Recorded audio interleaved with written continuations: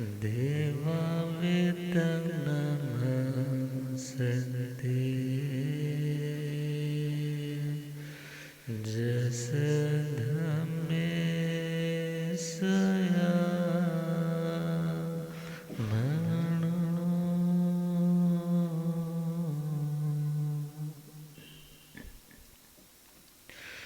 श्री महावीर प्रभु को मेरी वंदना। श्री महावीर प्रभु को मेरी वंदना वंदना वंदना वंदना वंदना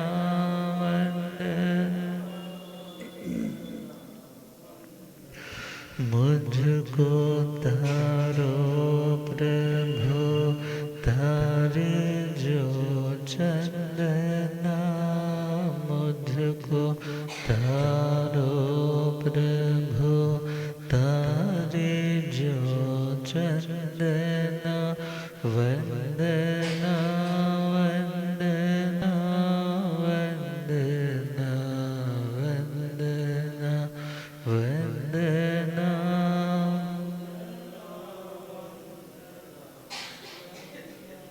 मेरी नैया पड़ी बीच मझधार के। मेरी नैया पड़ी बीच कौन अपना यहाँ बीच संसार के। कौन अपना यहाँ बीच तुम हो तारन तिरन आया तेरी शरण। तुम हो तारन तिरन आया तेरे चरणों में दाता है अभिवंदना। तेरे चरणों में दाता है अभिवंदना। वंदना वंदना वंदना वंदना वंदना। मुझको दल दल से अब तो निकालो प्रभु। मुझको दल दल से अब तो मैं तो आया शरण में संभालो प्रभु। मैं तो आया शरण में कोई तुम सा नहीं इस जहां में कहीं। कोई तुम सा नहीं इस जहां। तेरे चरणों में दाता है अभिवंदना। तेरे चरणों में दाता है अभिवंदना। वंदना वंदना वंदना वंदना वंदना। अनंत अनंत शांति के निकेतन शासनपति श्रीमन भगवान महावीर स्वामी के पावन चरणारविंदों में हार्दिक भावना वंदन नमन। मेरे अंधेरे जीवन को रोशनी प्रदान करने वाले परम उपकारी आगम ज्ञान के भंडार, आगम ज्ञाता, आगम पुरुष, जिन शास्त्र रतन, हिमाचल केसरी उपाध्याय भगवंत श्रद्धे गुरुदेव श्री जितेंद्र मुनि जी महाराज साहब के पावन चरण कमलों में हार्दिक भावना वंदन नमन। पाठ पर विराजमान तपस्वी रतन श्री ब्रह्म मुनि जी महाराज साहब के चरणों में वंदन। धर्म सभा में उपस्थित धर्मानुरागियों, सुशीलवती माताओं एवं बहनों, असीम पुण्योदय से भाग्योदय से आप सबको संतों का समागम और वीतरागवाणी श्रवण करने का सुअवसर प्राप्त हो रहा है। श्रवण कर रहे हैं जिंदगी में जिस किसी को बुढ़ापे का सामना करना पड़ेगा, क्योंकि मौत का सामना तो सबको करना है। भले कोई बचपन में काल कर जाए, कोई जवानी में काल कर जाए, या फाइनली बुढ़ापे के बाद तो दोबारा जवान होने से रहा, फिर तो मृत्यु की आगोश में जाना ही है। तो परमात्मा फरमा रहे हैं, असंख्यं जीविय मां पाए, जरो वणीय सहुनति ताण, एवं वियाणा ही जने पमत्ते, किन्नो विहिंसा जया गहन्ति।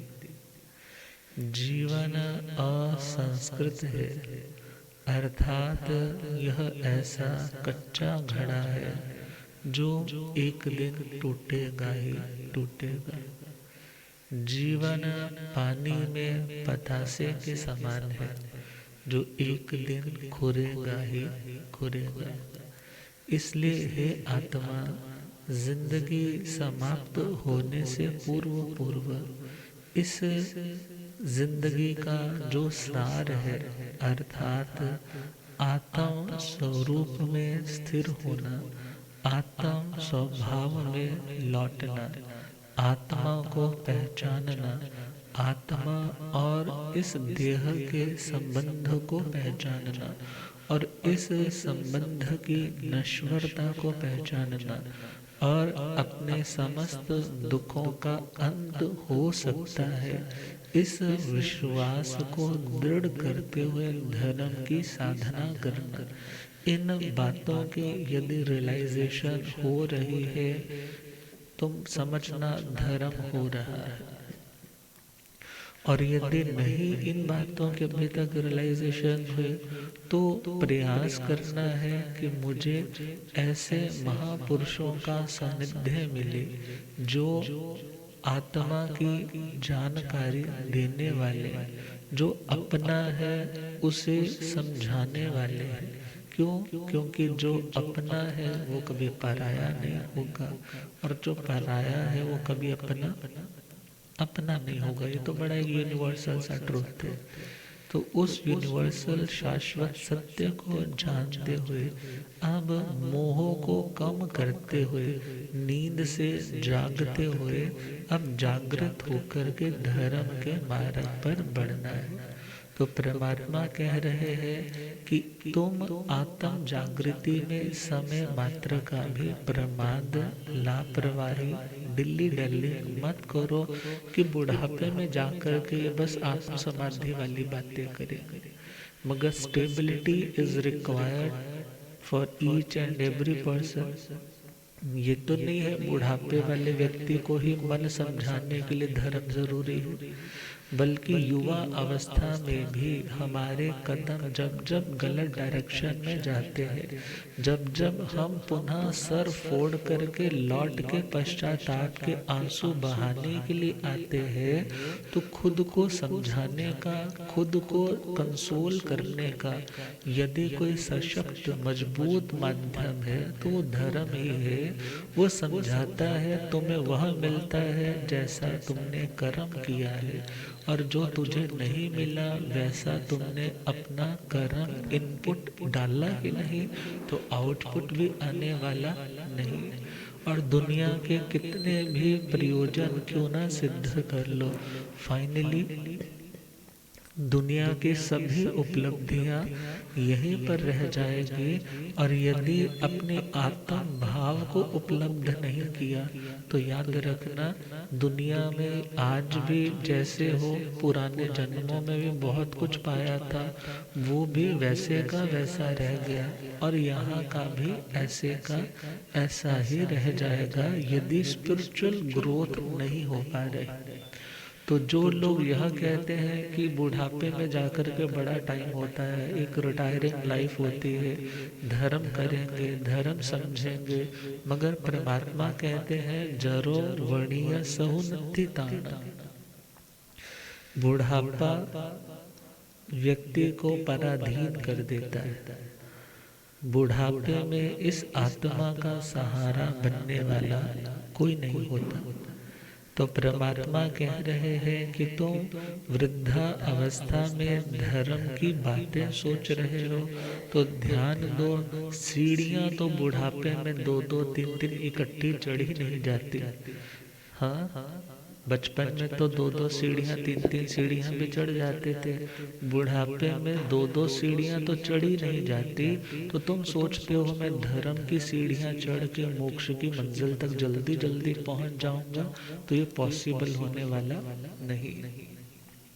और सुन रहे हैं हम इसी संदर्भ में उस बूढ़ी अम्मा की कहानी, जिस बूढ़ी अम्मा ने अपने बच्चे को लायक बना करके बहुत इज्जत के साथ जिंदगी जीने की कला भी सिखाई, मगर वही बेटा शादी होने के बाद बैलेंस नहीं बना पा रहा। माँ को कितनी वैल्यू देनी है, पत्नी को भी वैल्यू देनी है, इन दोनों में संतुलन नहीं बना पा रहा। और जब संतुलन नहीं बना पा रहा तो एक दिन आता है कि माँ की वैल्यू घटते घटते बहुत घट जाती है। लिखने वाले ने लिखा है, वाह रे ज़माने तेरी हद हो गई, वाह रे ज़माने तेरी हद हो गई, बीवी के आगे माँ रद्द हो गई। अब माँ को तो रद्दी समझ करके कहाँ शिफ्ट कर दिया उसने, कहाँ शिफ्ट कर दिया? उस क्वार्टर में, उस लास्ट वाले रूम में शिफ्ट कर दिया।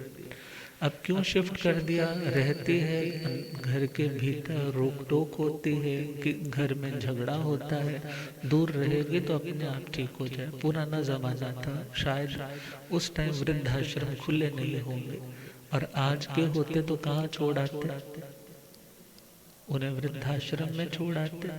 मगर पुराने लोग, लिहाज तो है मगर ये बातें पहले भी चलती थी, मगर कुछ शर्म रखते हुए चलती थी। अब उस माँ को शिफ्ट कर दिया, मगर अब बहू का व्यवहार और ज्यादा कठोर होने लग पड़ा। क्यों? क्योंकि पति मेरी सपोर्ट में है, पति ने कुछ नहीं कहा, पति ने खुद माँ को कहा कि तुम ज्यादा दखल मत दिया करो। अब समय आया, पुराना समय है, चूल्हा बाहर जलाते हैं और भोजन बनाते हैं। जब भोजन का वक्त होता तो उस बूढ़ी अम्मा को ठीकरे में, घड़ा टूटा हुआ होता है उसके ठीकरे होते हैं, ठीकरे में रोटी सब्जी डाल करके दे आते हैं।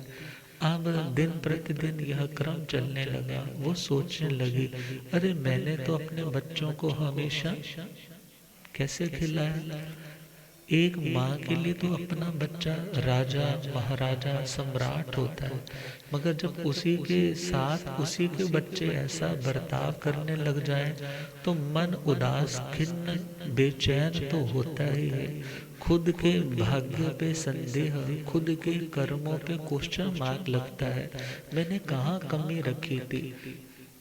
मगर अब बोले तो किसे बोले, अब यदि झगड़ा करे तो किससे झगड़ा करे, कोई सामने आता ही नहीं है। दरवाजे पे रोटी रख जाते हैं, खड़काकर आवाज दे जाते हैं, मगर कोई बातचीत कम्युनिकेट भी नहीं करता कि माँ तुझे कोई जरूरत तो नहीं है, तुम ठीक तो रहती हो, तुम्हारा मन तो लगा हुआ है। ये नहीं कि वहां जाकर के कुछ 10 मिनट बैठ करके बात कर आए।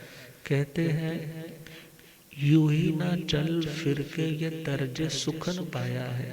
किसी बड़े अनुभवी ने लिखा है, यूं ही ना चल फिर के ये तर्ज सुखन पाया है। मतलब सुख की घड़ियां मैंने इधर उधर सिर्फ घूम करके नहीं प्राप्त की, दाबे हैं पांव बुजुर्गों के तो ये हुनर आया है। अर्थात यदि आज कोई मेरे से इंस्पायर्ड हो रहा है, यदि मेरे से कोई प्रभावित होकर मुझे अप्रिशिएट कर रहा है, मेरी प्रशंसा कर रहा है कि तुम बहुत लियाकत वाले हो, बहुत सलीके वाले हो, बहुत तहजीब वाले हो, तो ध्यान रखना ये अपने आप इधर उधर घूम कर के क्वालिटीज नहीं आई, ये किसने सिखाई है? हाँ, दावे हैं पांव बुजुर्गों के तो ये हुनर आया है। बुजुर्गों की सेवा की है तो वो बुजुर्ग सेवा करवाते करवाते भी कितनी शिक्षाएं बच्चों को सहज में ही दे दिया करते, मगर आज उसके पास कोई नहीं आता। अब जिस व्यक्ति ने तो कभी सत्संग किया हो, संतों की बातें सुनी हो, वो अपने बुढ़ापे को भी क्या अपनी पॉजिटिव थिंकिंग के द्वारा वरदान बना लेता है। वो सोचता है कि भगवान तो पहले ही कहते हैं जीव अकेला आता है और अकेला जाता है, यहाँ पर कोई अपना नहीं होता। अब दो शब्द आते हैं, पहला एकांत, दूसरा अकेलापन। पहला एकांत और दूसरा अकेलापन। अकेलेपन में छटपटाहट होती है, अकेलेपन में दूसरे की चाहत होती है, अकेलेपन में व्यक्ति उदास होता है, अकेलेपन में उसे अपने आप में कमी महसूस होती है। मगर एकांत में, एकत्व भाव में वो अपने आप को संपूर्ण महसूस करता है। क्यों? क्योंकि वो उस सत्य को जान चुका है कि मैं अकेला भी क्या हूँ, पूर्ण हूँ। अर्थात ये दुनिया की पूर्णता हमारे किसी दैहिक संबंधों को कंप्लीट कर सकती है, मगर आत्मा को संतुष्ट नहीं बना सकती। और ऐसा सोच करके वो व्यक्ति उस एकांत में भी अपने अनंत स्वरूप पर चिंतन करता है और शांत रहते हुए अपनी साधना करता है। बल्कि उसे तो होता है कि कोई मेरे को डिस्टर्ब नहीं करे, कोई मेरी इस लॉ को जरा भी डगमगाने में निमित्त न बने, मैं आत्मा और परमात्मा के भावों में रमण करूं, मुझे किसी की जरूरत नहीं है। दो वक्त की रोटी बड़े आराम से बैठे बिठाए मिल जाती है, परिवार तो ऐसे ही चलता है, धीरे धीरे मोह शिफ्ट होता ही रहता है। आज हमें बच्चों से है, कल बच्चों को अपने बच्चों पे हो जाता है, धीरे धीरे रिस्पेक्ट कम भी होने लग जाती है। इन बातों का गिला करने का कोई सार नहीं है। वो कुछ कुछ तो समझाती है, मगर जब कोई चीज रेगुलर घटने लग जाती है, हर रोज का बिहेवियर सेम होने लग जाता है, तो व्यक्ति कई बार परेशान हो जाता है। और वो समय भी आया जब बूढ़ी अम्मा के घर पोते की शादी हुई, बड़े धूमधाम से हुई, और जो नई नवेली दुल्हन आई है, नई नवेली बहू आई है, अब उसे घर के सभी मेंबर से एक बार तो परिचित करवाना ही है। उस दिन तो दादी अम्मा को भी नया सूट सिलवा करके अच्छे से तैयार करके और जो गहना था वो भी पहना करके 4 लोगों में बड़ी इज्जत से बिठा करके बोला, जुबान क्या रखना, बोलना नहीं कुछ भी, ऐसे ही बैठी रहना, आशीर्वाद देती रहना। अब सब कुछ हो गया, सब चले गए, कपड़े भी वापस ले लिए, गहने भी वापस ले लिए, और कहाँ छोड़ दिया दोबारा से, उसी कमरे।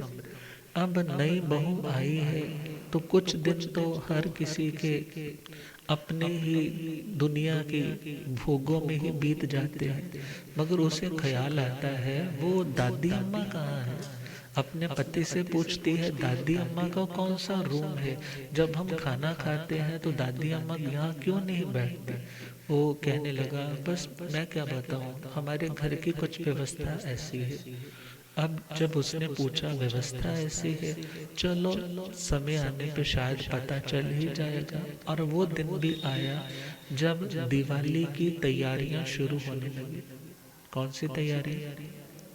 घर को साफ रखना है ना, साफ बनाना है तो सफाइयाँ एक एक दो दो महीने पहले शुरू कर देते हैं।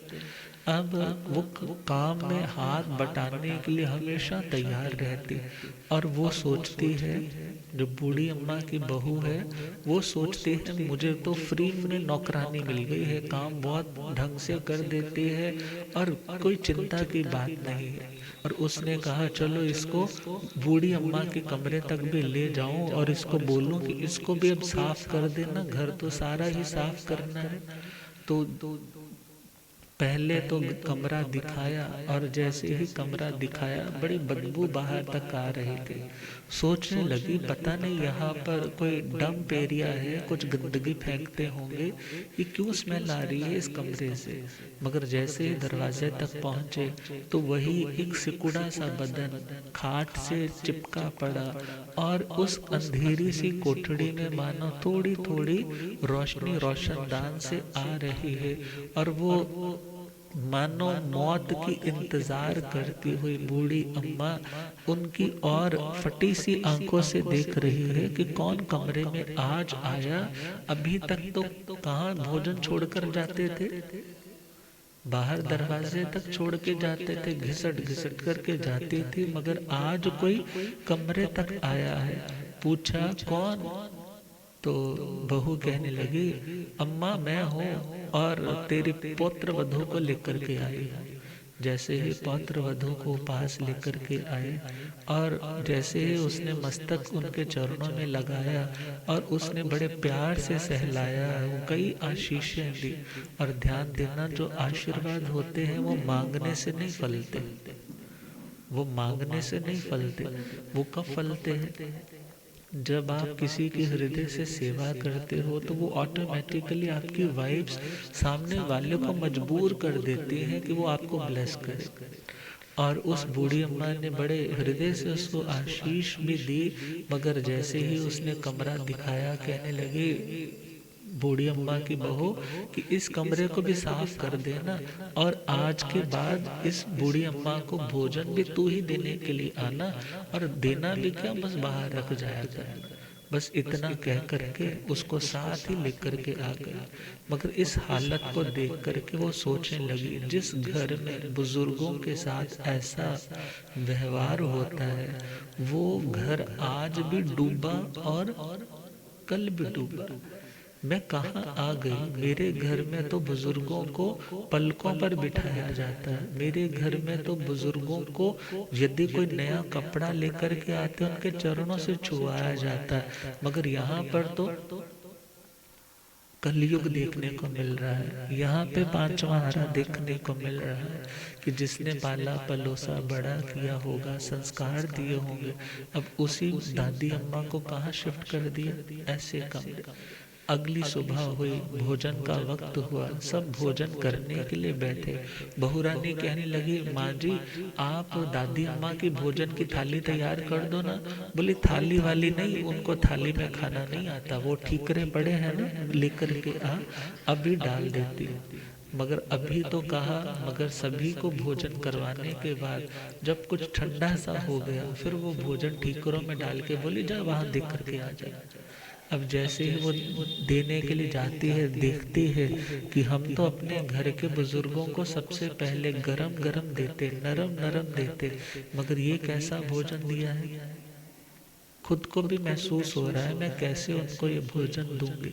मगर जैसे ही कमरे में पहुंची है और जाकर के दरवाजा खोला है, आज्ञा तो क्या थी बाहर कमरे तक छोड़कर आ जाना, मगर जाकर के पहुंची, कहने लगी अम्मा मैं आपके लिए भोजन लेकर आई। दादी अम्मा मैं आपके लिए भोजन लेकर के आई हूँ। वो बोली हाँ रख दे, मैं उठा के खा लूंगी। बोली नहीं नहीं ऐसे कैसे हो सकता है, मैं आपको अपने हाथों से खिलाऊंगी। अब जैसे ही सुना हाथों से खिलाऊंगे तो मन में बड़ा प्रेम उमड़ने लगा, और उस दादी अम्मा ने उस बहू रानी को देखा, पौत्र वधू को देखा, और उस पौत्र वधू ने आकर के दादी अम्मा को सहारा देकर के उठाया, पीछे सहारा देकर के बैठ गई और उस भोजन को चूर करके उसकी चूरी सी बनाकर उसको नरम करके दादी अम्मा के मुख में एक एक ग्रास डाल रही। कहा जाता है सेवा में भगवान होता है। सेवा में क्या होता है? भगवान होता है। आप सच्चे हृदय से निस्वार्थ भाव से करके देखो, आपको एहसास होगा कि आप कितना खुद को ब्लिसफुल फील करते हो। और जैसे वो भोजन करवा रही है, जैसे भोजन खत्म हुआ, फिर कहने लगी दादी माँ मैं पानी लेकर भी आई हूँ, आप कुर्ला भी कर लो।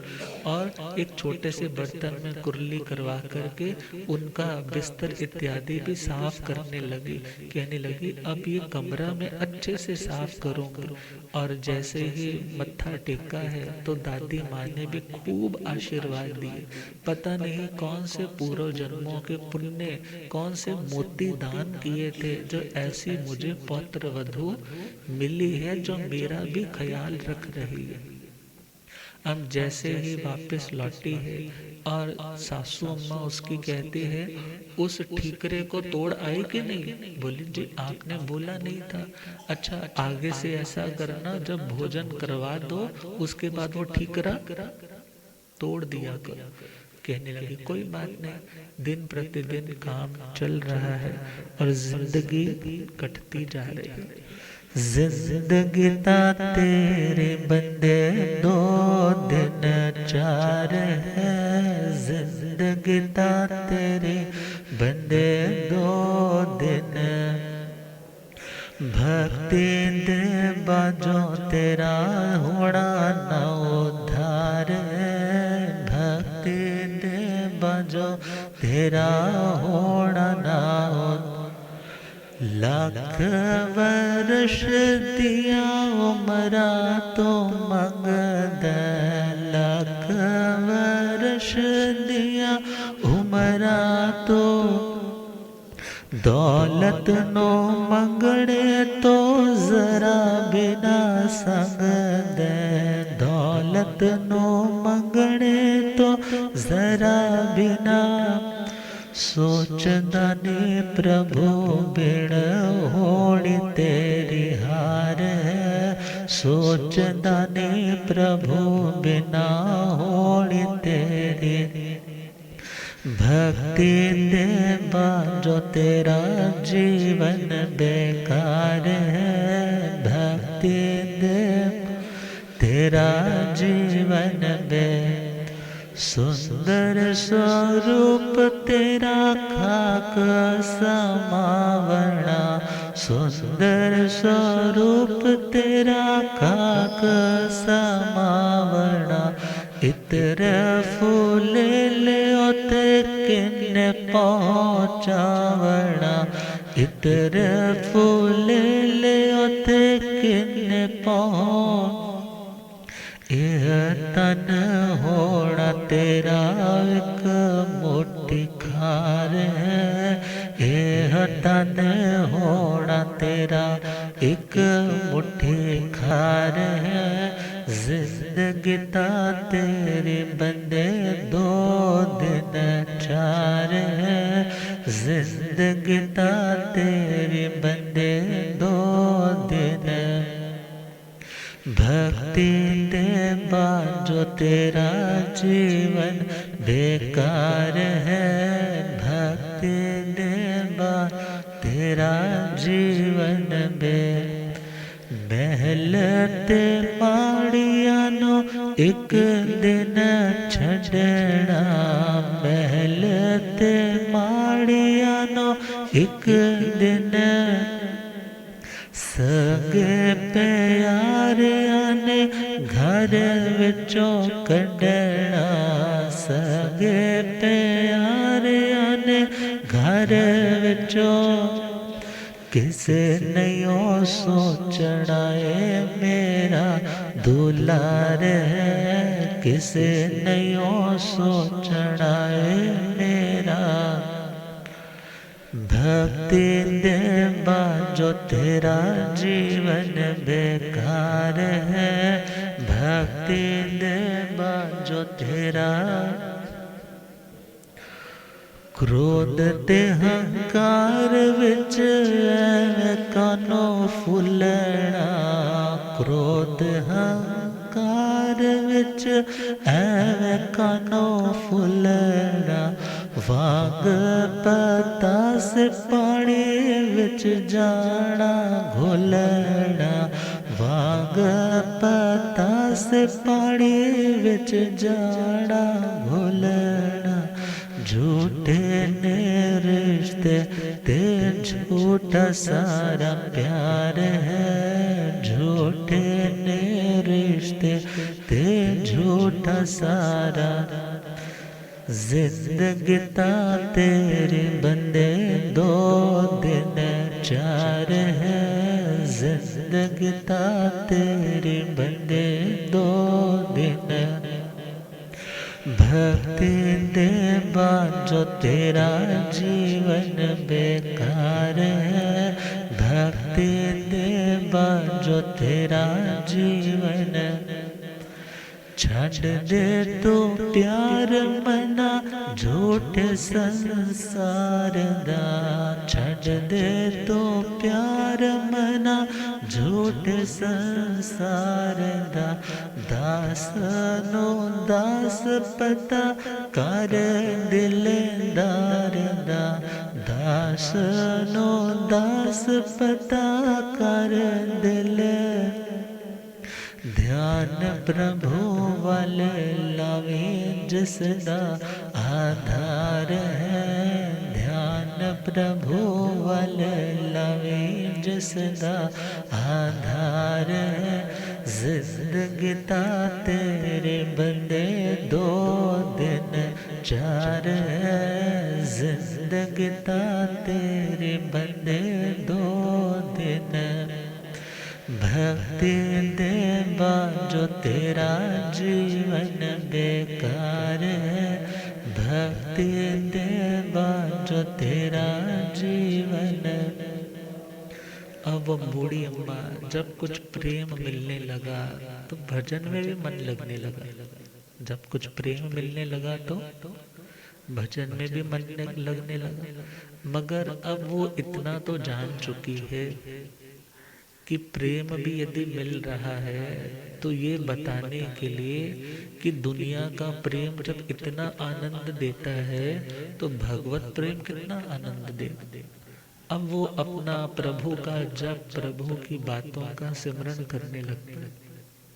और वो दिन भी आया जब वो बहू रानी प्रतिदिन भोजन कराने के लिए आती, उनके कपड़े वगैरह भी साफ करके धो करके वहीं पर उनको एक जोड़ा सुखा देती, एक जोड़ा पहना देती। गुरुदेव पधार। हो रब मेरा सतगुरु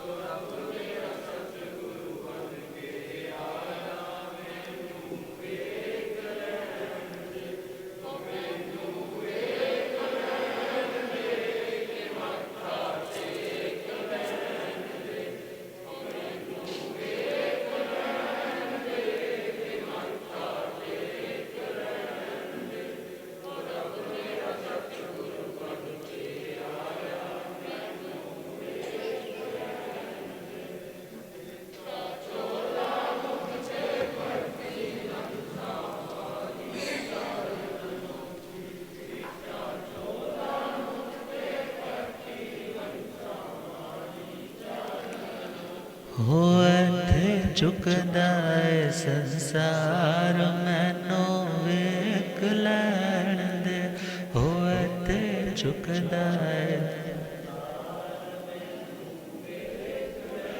हो रब मेरा सतगुरु बन के आया मैनू,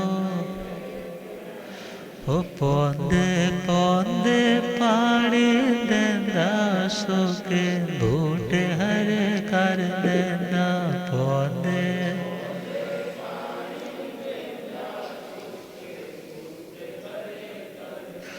हो केड़ा माले बन के आया मैनू वेख लैण दे, हो केड़ा माले बन के आया मैनू। हो रब अब मेरा सतगुरु बन के आया मैनू। बोलिया गंज्ञाता गंपुर शास्त्र तन हिमाचल के श्री उपाध्याय भगवंत श्रद्धे गुरुदेव श्री जितेंद्र मुनि जी महाराज की। वो पौत्र वधू जिसने दादी अम्मा के कमरे को अच्छे से क्लीन कर दिया, मेंटेन कर दिया, कपड़े भी मेंटेन रखवाती है और अच्छे से उनको स्पंज वगैरह करके क्लीन करके जाती, हाथों से खिला कर जाती। मगर जो ठीकरा सासू अम्मा ने बोला था भोजन करवा के क्या कर देना, तोड़ देना, वो तोड़ती नहीं है, उसको साफ करती है, धोती है, क्लीन करके एक किनारे पर उसको सेट करती जाती है। और एक दिन आया जब दिवाली की सफाइयों की चेकिंग हो रही है, कितना कोई रह तो नहीं गया खराब, कहाँ गंदगी रह गई है, पूरा उसके इन्वेस्टिगेशन के लिए आज साथ चली है अपनी बहू को लेकर के। जैसे जैसे सारे कमरे देखे, एकदम दादी माँ का कमरा भी आया और आज वहाँ से कोई स्मेल ही नहीं आ रही, बिल्कुल साफ सुथरा है। और जैसे ही अंदर प्रवेश किया तो देखा दादी माँ तो बड़ी चमक रही है, बिल्कुल आज तो साफ। अब बड़ा ख्याल आया कि इसकी सेवा इतनी क्या ये तो नहीं कर रही, मगर अभी पूछा नहीं। मगर एकदम कमरा देखते देखते ये तो शाबाशी दे रही है, बहुत सफाई कर दी तूने बेटा, बहुत। मगर एकदम जैसे ही नजर गई उन ठीकरों के ऊपर, एकदम चिल्ला उठी, है ठीकरों का ढेर यहाँ क्यों लगा रखा है? जब बोला था कि ठीकरा क्या कर देना, फोड़ देना, अब उसको मौका मिल गया बोलने का। क्योंकि जो समझदार होते हैं वो मौके के इंतजार करते हैं, वो बेवजह ही किसी के साथ पंगा नहीं लेते। अब जैसे ही सासू अम्मा के साथ बात होने लगी, कहने लगी सासू अम्मा मैंने तो कुछ सोच के ही रखा होगा ना, क्योंकि आपने मेरा रिश्ता भी तो बेटे के साथ कुछ सोच करके ही तो किया है। तब जैसे ही सुना कि सोच करके, कहने लगी हाँ सोच करके रखा है। कहने लगी जब मैंने बोला था कि इन ठीकरों को तोड़ देना, फोड़ देना, फिर इन्हें संभाल के रखने की क्या जरूरत है, तो अपने आप को ज्यादा चतुर समझती है, इतना कमरा सजाने की, साफ करने की क्या जरूरत थी, रह रही थी ना जैसे रह रही थी, रहने देती। मगर जैसे ही सुना, कहने लगी दादी अम्मा तू मत घबरा, क्योंकि वो देख करके कह रही है ना, तो चुप हो जा बेटा, चुप हो जा। मगर वो बहू रानी कहने लगी अपनी सासू माँ से कि हे सासू माँ, मैंने सोचा आपके परिवार की रीति होगी ना कि जब घर का कोई व्यक्ति बुजुर्ग हो जाता है उसको कमरे में शिफ्ट कर दिया जाता है। कौन से वाले कमरे में? जहाँ पे सर्वेंट रहा करते हैं। और मैंने सोचा कि जब भोजन भी देते होंगे तो आपके परिवार में आपकी दादी ने, आपकी सास ने अपनी सास की ऐसी सेवा की होगी, क्योंकि सेवा के दो अर्थ होते हैं ना, एक तो होता है ऐसे ऐसे वाले और एक होता है खड़काई करना किसी के, दोनों ही सेवा होते हैं। मैंने सोचा शायद ऐसे वाली सेवा तुम्हारी सासू ने भी अपनी सासू की ऐसी की होगी, इसीलिए आप अपनी वो कुल की रीति को चला रहे हो, निभा रहे हो। मैंने सोचा कि ठीकरे आज तो अब भोजन ठीकरों में दे रहे हो, कल को आने वाले टाइम में यदि घड़े बनाने वाले ने घड़े बनाने बंद कर दिए और या सपोज घड़ों की कीमत ज़्यादा बढ़ गई और हम ना खरीद पाए, और आने वाले टाइम में तो स्टील, आजकल ही देखो ना कितना कुछ आ गया, टप्परवेयर, सिग्नोरावेयर, घड़े किस किस के घर में। जब घड़े नहीं होंगे तो ठीकरे नहीं होंगे, जब ठीकरे नहीं होंगे तो मेरे कारण आपके परिवार की रीति परंपरा नहीं टूटनी चाहिए। तो इसका मतलब तूने ये ठीकरे किसके लिए जमा करके रखे हैं? अजी आपके लिए। किसके लिए? आपके लिए। जब आप बूढ़े हो जाओगे तो आपको भी इन्हीं ठीकरों में क्या करूंगी मैं? भोजन देने का। ओहोड़ी सब उते ओड़ी, होड़ी सब उते चाहे कोई अरबपति, चाहे निर्धन प्राणी, चाहे कोई अरबपति, चाहे निर्धन। और जैसे ही सुना हक्की बक्की रह गई। क्या एकदम पिक्चर सामने घूमने लग पड़ी, बुढ़ापा आएगा, मेरे साथ भी ऐसा ही होगा। घबरा गई, कहने लगी बेटा यदि मैं इन्हें बढ़िया तरीके से रखूंगी तो क्या तू मेरी भी वैसे सेवा करोगी? तो बिल्कुल जी, यदि आप नई परंपरा चला दोगे तो मैं तो आगे फॉलो अप कर लूंगी उसी को। अब उस बूढ़ी अम्मा को वहां से उठाया, सर्दियों का मौसम था, छत पे चौबारे में जाकर के बिठाया और पानी गर्म किया चूल्हे पे, और दादी अम्मा को खुद अपने हाथों से बिल्कुल अच्छे से और क्लीन किया, नई कपड़ों की ड्रेस लेकर के आई, कपड़े और अच्छे पहनाए, शॉल बदल करके दी, स्कार्फ अपने हाथों से बांधा। कहने लगी आपके दांत टूट गए हैं ना, तो मैं गरम गरम हलवा बना कर लाऊं? वो भी सोचती है ये कौन सा क्या जादू चल गया। अब गरम गरम हलवा भी बन करके आ रहा है, और उसके बाद लापसी बन करके आ रही है, खिचड़ी बन करके आ रही है। 2 दिन हुए, 10 दिन हुए, 20 दिन हुए, महीना बीत गया। दादी अम्मा तो कुछ तकड़ी होने लग गई, क्योंकि सेवा हो रही है ना। अब इतने दिनों के बाद, इतने सालों के बाद यदि किसी का रूप बदल जाए तो खुद को पहले तो विश्वास ही नहीं होता। अब जैसे जैसे दिन बीतने लगे, उस दादी अम्मा ने भी प्रेम भरी नजर से देखा, ये बहू तेरे को हो क्या गया? अब वो क्या बोले कि मैं ऐसी वाली सेवा चाहती हूँ मेरी हो, मगर वैसी वाली सेवा नहीं चाहती कि मेरे साथ वैसा व्यवहार। फिर एक दिन अपनी बहू रानी से उसने पूछा कि बेटा बता मेरी सेवा कैसे करेगी जब मैं बूढ़ी हो जाऊंगी? अजय घबराइए नहीं, जैसे आप अपनी सासू अम्मा की सेवा करोगे वैसे ही मैं आपकी सेवा करूं। मगर यह तो हुआ बुढ़ापे में किसी को सहारा मिल गया, मगर सबके नसीब एक जैसे। इसलिए भगवान कह रहे हैं जरो वणिया सहुनति ताना, बुढ़ापा आने पे कोई हमारा सुरक्षक रक्षा देने वाला, सहारा देने वाला नहीं होगा। इसलिए तुम आज अपना व्यवहार इतना उत्तम कर लो कि तुम्हारा बुढ़ापा भुन भुनाते हुए नहीं, बल्कि प्रभु भजन गुनगुनाते हुए निकले, शांति से निकले। तुम बोझ नहीं बनो, इतना पहले अपने हाथों में समेटा हो कि बाद में दोनों हाथों से लुटाते चले जाओ, मगर तुम्हें किसी की और ताकना झांकना ना पड़े। तो समय हो रहा है, कल को इसके आगे चलेंगे। और कल हमारे नव दीक्षित तो नहीं बोलेंगे, अब तो विद्याभिलाषी 6 महीने तक नव दीक्षित होते हैं। और श्री सुब्रह्मण्य मुनि जी का भी 2 वर्ष कंप्लीट होके तीसरा वर्ष प्रारंभ होगा दीक्षा का। दीक्षा दिवस यही हुई थी, मतलब डेराबस्सी में। और उसी के साथ आज महासाध्वी श्री सर्वज्ञ प्रभा जी, उनका भी आज 8 आइमिल का पारणा है।